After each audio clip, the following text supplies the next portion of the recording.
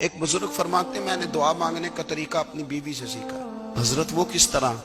فرمانے لگے میری بیوی نے نا مجھے کوئی کام بتایا، کچھ پیسوں کی ضرورت کے لیے کہا، تو میں نے اسے کہا کہ بھئی ابھی میرے پاس نہیں ہے، کچھ دنوں میں آتے ہیں تو میں دے دوں گا۔ عورتوں کی عادت ہوتی ہے وہ بار بار یاد کراتی ہیں، 2-4 دنوں کے بعد پھر اس نے کہا حضرت وہ میں نے کہا تھا کچھ پیسے، میں نے اسے کہا کہ ابھی میرے پاس نہیں ہے، کچھ دنوں میں ملتے ہیں تو میں تمہیں دے دوں گا۔ اس نے کچھ دنوں کے بعد پھر کہا حضور وہ میں نے کچھ پیسے کہے تھے۔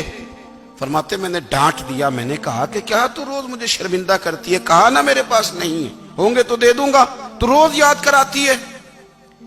فرماتے ہیں اس نے پہلے تو میری ڈانٹ کو سہا، پھر میرے سخت جملوں نے اس کی آنکھوں میں آنسو پیدا کر دیے، پھر اس نے اپنے آنچل میں اپنے اس دکھ کو سمیٹا، اور پھر اس نے ایک جملہ کہا تو میں رو پڑا، اور مجھے اپنے رب سے مانگنے کا طریقہ آ گیا۔ مجھے کہنے لگی حضرت جی آپ نے ڈانٹ دیا، میں نے سہ لیا، پر آپ ہی میرے شوہر ہیں، بتائیں نا آپ سے نہ کہوں تو میں کس سے جا کے کہوں۔ فرماتے ہیں میں رو پڑا، اور میں کھل کے رویا، اور میں تڑپ کے رویا، اور پھر میری سسکیاں بند گئیں۔ تو مجھے کہنے لگی آپ کو کیا ہوا؟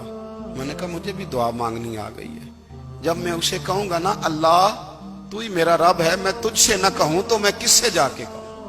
میں کیوں کسی بندے سے سوال کروں؟ میں کیوں کسی دنیا دار سے کہوں؟ میں تیرے بندوں کا، نیک بندوں کا وسیلہ لے کے، تیرے محبوب کی غلامی لے کے تیری بارگاہ میں آیا، تجھ سے نہ مانگوں تو کس سے مانگوں؟ سمجھ آ گئی ہے؟